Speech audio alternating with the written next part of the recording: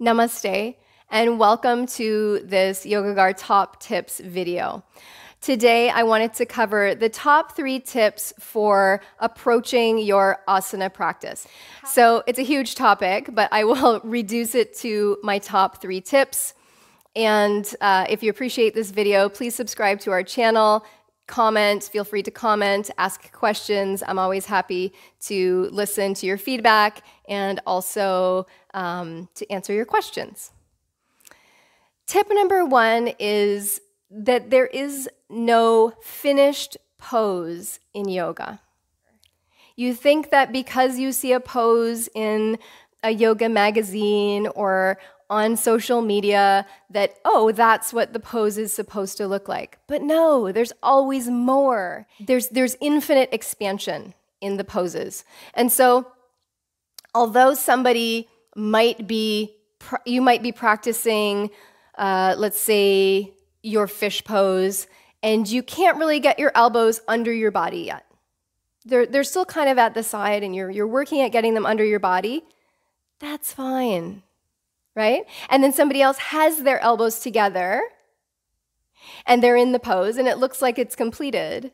But then there's more. Then they can add the elements of crossing the legs into a lotus pose, or arching the back more, or putting more weight into the elbows and forearms. There's always more that you can get out of these practices, or increasing the breathing. I mean, there's so much. It's infinite. It is not about whether or not you reach a final pose that you think is, oh, well, now I can do it. There's no such thing. There's no such thing as now I can do it, because there's always more to grow into. So what that means is that it doesn't matter where you are in your pose. If you are feeling a release of tension, if it is helping you to relax your mind, relax your body, build your concentration, your strength, then you're doing it right. Okay, so tip number 2, use your exhalations to release tension. Every single exhalation in your class, use it to feel that release of tension. If you're breathing mindlessly and you're feeling that a pose becomes more difficult the longer you hold it, then you need to pull back from that pose and breathe through it, so that the longer that you hold it, the more ease you feel in the pose and the more release that you feel in the pose. Now, this isn't true of every pose. For example, the shoulder stand. The shoulder stand is a strengthening pose, and so the longer you hold it, your muscles are going to fatigue. There's no question about that. But what I'm talking about is the poses, for example, like the seated forward fold. In the seated forward fold, if you are feeling that it becomes harder as you're holding it, then you need to pull back a little bit. Don't go quite so deep into the pose, because you should be feeling that delicious sensation of release a little bit more with each exhalation. So paying attention to that. Each exhalation, you release a bit more tension. And you can apply it to the shoulder stand as well. You apply it to those body parts that don't need to be working. For example, are my feet tensing up? Are they pointing? Right? This happens a lot with students, that your feet will start to point during your shoulder stand. Use your breath to let that tension go. What about your hands? Are your hands in your shoulder stand tensing up? Use the breath to let go of that tension. All right, so tip number 3 is to always be scanning your body, taking note what's happening there. That's always the first step with asana practice, is really tuning into your body, paying attention to what's going on, rather than just mindlessly going through the movements. Eventually, as you advance in your practice, you can get into meditative type states if you're holding the poses for a good length of time. But in the beginning, it's really important, even for advanced practitioners, it's really important that in the first little length of holding a pose that you're focusing on releasing tension, scanning, where am I holding things, what's going on in my body, what positioning do I need to adjust so that I feel like I'm stretching a little bit more, I can release a little bit more, where am I wasting energy that doesn't need to be wasted.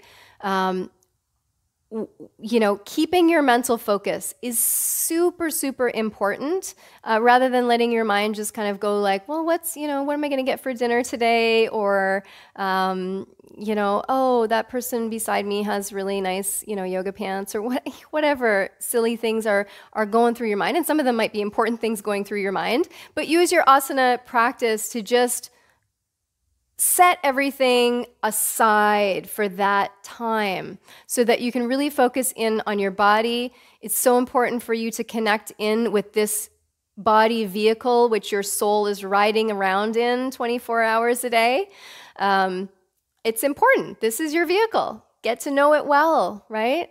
And treat it well. So that is what you can be spending your time while you're holding those asanas thinking about, is just what's happening in my body, how can I release it? And then eventually in the advanced stages of practice, your mind is going to kind of go into a bit of meditative state when you're in your asanas, particularly if you're doing the same asanas for many years.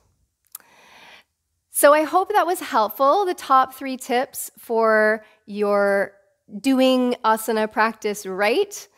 The first was not to worry about what the pose looks like, to simply notice that there is no final position that you're reaching towards. So just let go of any expectation, let go of any self-judgment. Just be where you are, because there's no finish line anyway. So if you're feeling a release, if you're feeling good, leave it at that. That's tip number 1. Tip number 2 was your breathing, using your exhalation to release tension and get that delicious release, that feeling of release. If you've done your asana class right, you should feel at the end of the asana practice that you've just gone for a massage or something similar, where it's about full release and you just feel completely refreshed and good. And then the third tip is the mental state. So what is your mind focused on? Focus on what you're doing in the moment, which is your asana class, what's happening in your body. Spend that time connecting in, listening into your body vehicle, and treating it right. So I hope you enjoyed this top 3 tips video. If you did, please subscribe to our channel, and I look forward to hearing your comments and hearing your questions and answering them for you. Namaste. Have a beautiful day.